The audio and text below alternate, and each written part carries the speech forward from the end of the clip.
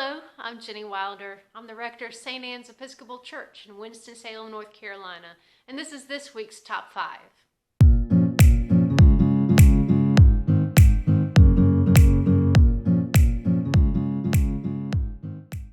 Kicking things off for us this week is this coming Saturday, October the 19th at about 10 a.m. We have WinstonSalem Pride happening in downtown Winston-Salem. And St. Anne's will be marching in the parade as well as hosting a booth on Trade Street. If you'd like to join us in the parade, you need to be on 4th Street in front of Foothills by 10 a.m. You'll find the St. Anne's group there. Terry Beadle will be in her truck that'll be decked out as our float. And all parishioners, friends, and family members are invited to march with us as part of our group. You just need to be there about 10 a.m. We also have a booth that will be located on Trade Street, and there are several opportunities to help person the booth during the day on Saturday.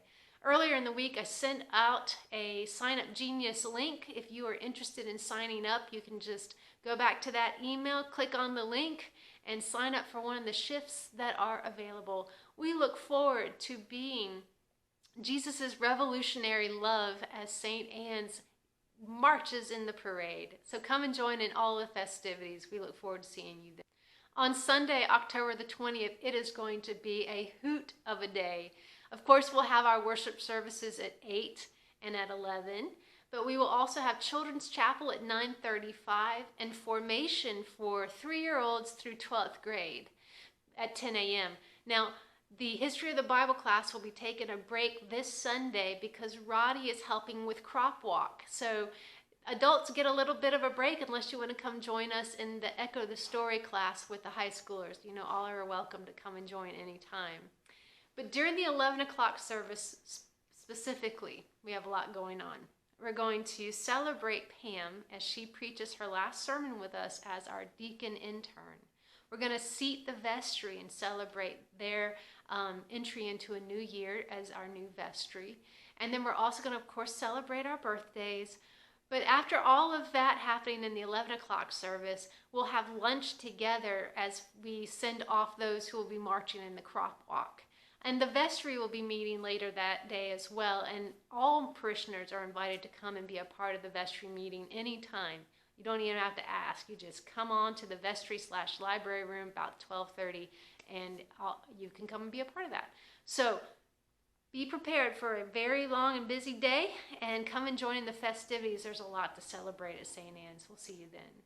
On Wednesday, October the 23rd at 6 p.m. here at St. Anne's, we will continue our weekly Celtic Eucharist service. This is a service of light and of prayer and of quiet, of singing, of listening to the dialogue between God and God's people and celebrating the Eucharist. I have envisioned this as a midweek retreat, and who couldn't use just 1 hour of time dedicated to being closer to God in the hecticness of our work week. So if this is something that resonates with you, or if you're just looking for something new to try, please know that you are invited to join us on Wednesdays at 6 p.m. for our Celtic Eucharist service. We look forward to having you join us for this most holy moment of worship. Looking ahead to the future, October the 27th is just around the corner. Man, do we have a lot going on. On October the 27th, of course, we'll have worship, and we will have Children's Chapel at 9:35, and we'll have adult formation and all other formation at 10 a.m. But after each of the services on October the 27th, we will also have our ministry fair. Now, this is an opportunity for you, especially if you're new to St. Anne's, to learn about all the various ways that you can be involved in and through St. Anne's. We can use you as an acolyte or a lectern or as a member of our altar guild, or you can sing in the choir, learn about education for ministry, or one of the various committees like pastoral care, bread and blessings, outreach. So much to learn on October the 27th. So make sure to plan and stay after whatever service it is that you attend so that you can learn about the ministry opportunities here and see where your gifts may be best suited in order to offer your gifts back to God through service of the ministries here at St. Anne's. We look forward to this wonderful and festive day. Please plan to join us for our ministry fair on October the 27th. I know I mentioned that Roddy is taking this Sunday off from teaching the history of the Bible class so that he can help Crop Walk get set up.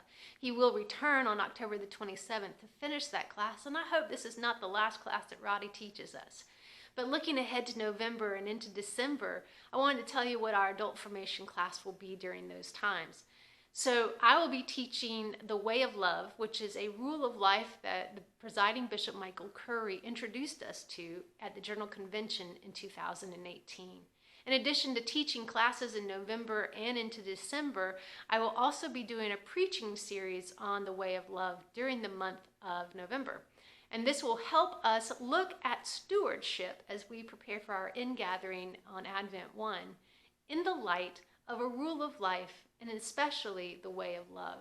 So please plan to join me at 10 a.m. on Sundays in October, nope, that's Roddy's, in November and December as we explore the rule of life, which is the Way of Love, and how it can help shape and turn our hearts towards God through these practices that we can implement on a daily basis, keeping stewardship in mind.